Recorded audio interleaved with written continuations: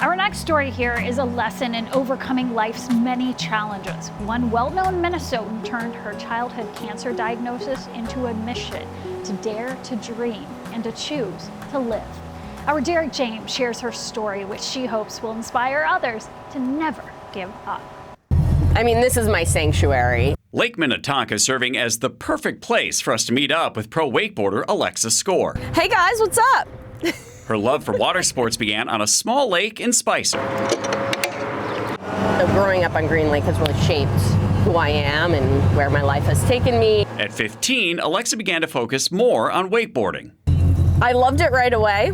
And then you get devastating news at only 16? Yeah, at 16 I was diagnosed with leukemia, a rare form of blood cancer called chronic myeloid leukemia. You know, there were nights when I was afraid to fall asleep because I didn't know if I was going to wake up the next day, and I was in so much bone pain that I couldn't walk. Her options at that time were a bone marrow transplant or an experimental drug. She chose the latter. I didn't know how long I was going to live. I didn't know how long I was going to feel good for. I just wanted to be on the water. After months of taking the daily oral chemotherapy, it reduced Alexa's cancer counts, but she wasn't sure if it would stay that way. It's unknown how long you can be on this medication, for how long it'll work. For most people, the cancer actually mutates and becomes resistant within 5 years. Knowing that, she turned her focus to being well enough to reach her dream of wakeboarding year-round and living life to the fullest. I like to have fun, and I like sharing that fun with other people. So I don't care what activity it is, I'm going to do it. I don't care what challenge it is, I'm going to go for it. Alexa graduated high school early and at 17 moved to Florida with her older sister. At 21, she turned pro. Alexa spent 6 years in the sport, earning a top 10 ranking among female professional wakeboarders in the world. When she was ready to step back from competitive wakeboarding, she went all in again. I was like, all right, I'm going for TV now, why not? Kind of the same mentality there, why not? And I networked for a couple years, and the first people to call were the Minnesota Vikings. The return home to work for the team has snowballed into hosting several outdoors shows and other on-camera opportunities. Alexa shares her survivor story and raises money for the Leukemia and Lymphoma Society, Be the Match, and St. Jude, who she's working with in conjunction with Mastercraft this summer on the Surf to Save Lives campaign. And for every single minute you log on the Mastercraft Connect app of doing any type of water activity, so wake surfing, water skiing, wakeboarding, and behind any boat, it doesn't need to be a Mastercraft. Mastercraft is going to donate $1 to St. Jude. Alexa offered me the opportunity to log some minutes with my first ever attempt at wake surfing. I have never done this. Getting up didn't exactly come natural. After multiple attempts, I finally got up on my feet. We did it! Yes! How about we let the master show us how it's done? Looking at Alexa, you'd never know she's still fighting a difficult battle with cancer. Every day I deal with side effects. Every day I have to deal with the financial burden, you know, the physical burden, the mental burden. But I have been able to live just a very full and fulfilling life. It's amazing what the human mind and body can do. I don't care how low you are.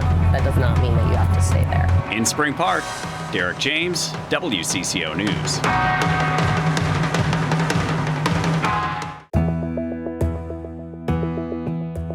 Lachelle Cunningham has been chasing dreams ever since she was a little girl. Now those dreams are taking the Twin Cities chef and educator home to South Minneapolis. Lachelle was born blocks from the neighborhood where George Floyd was murdered. Now she owns a building in George Floyd Square where new food businesses are getting a start. Shayla Reeves takes us to CityFoodStudio, a place focused on food as a tool for healing. You got storage, and then I'll bring you this wraps around. She's on a mission. There is a entry here so people can actually deliver to the back door. Opening doors for businesses getting their start. Lots of space for businesses to store, do cold storage. I want them to feel empowered. I want them to feel like their dreams can be achieved. We're getting ready for the busy season to start back up, food trucks, caterers. For CityFoodStudio owner Lachelle Cunningham, being here is being home. What I like to think of as my first big debut event. as a chef back in 2014 when I was just finishing culinary school. I used this kitchen space. All right, so this is the dairy room. The founder of Shell's Kitchen and the Healthy Roots Institute became the owner of CityFoodStudio in February 2023. Ownership transitioning from Journey Gosselin after 10 years. CityFoodStudio is a certified food-safe space offering the same commercial equipment found in restaurants. It's ready to serve anyone from caterers to food truck operators to manufacturers and hobbyists. Since 2014, more than 75 entrepreneurs have used the space to push their culinary dreams forward. Yeah, he created this dairy room to make cheese. Inside, the learning never stops. We'll be learning about that process. Look forward to hearing about some cheese making classes. For a woman whose ties to this neighborhood started long before she held the building keys. So I have a history with this community. You know, we're right in the middle of George Floyd Square. I grew up a lot in this neighborhood. I was born just a few blocks away from here. My grandmother lived on 39th in Oakland. I was born on 38th in Oakland, and we would run up to these corner stores. We would play at Phelps Park. There was a church where that laundromat is across the street at one point. My mom said when I was a baby, she would go there. When, you know, George Floyd was murdered, it was highly emotional for me. It was a struggle to step foot in this space for me because of all that history that I have. Now she's committed to using her passion for food to heal. So just being able to be in George Floyd Square and be a part of something that, you know, we can create, keep this space sustainable. That's the biggest goal, right? Ultimately, like, I want that to spread out into this community. Shayla Reeves, WCCO 4 News. A Minnesota woman who grew up in East Africa is trying something new when it comes to mental health. It's a unique way to help women clear their heads and free their finances. Take a look. This may look like a simple stroll, but something complex is happening. We're all coming together with same or similar problems that I feel like we don't get to talk about on a daily. Kimberly Stewart is a busy mom who likes to make time for this weekly Ainsworth Park walking club. It's very nice, very intimate, and it just gives us a chance to like let our hair down without the pressure, you know, of what it's like to be a woman and a mother and so many titles. We get to just walk and talk. And they really talk about some heavy stuff. Because people are struggling, you know, a lot of us struggling silently. Yolanda Ferris has walked quite the journey in life. She's in long-term recovery and coaches women in sobriety. She's also a newly elected St. Louis Park Council member, a woman with a story. It was Muna's story that got this all started. The East African native recently left her job in finance to start the Minnesota BIPOC Women's Association, hosting programs like this weekly walk and talk about life and money.